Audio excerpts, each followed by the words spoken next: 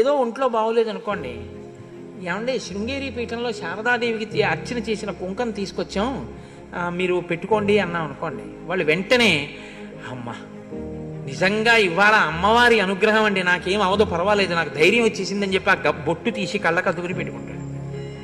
బొట్టు బొట్టుగా రక్షిస్తుందా, బొట్టు శారదాదేవి పాదములకు అర్చన చేయబడిన ప్రసాదం మీ లలాటమును అలంకరిస్తోందన్న మీ బుద్ధి మిమ్మల్ని రక్షిస్తుందా?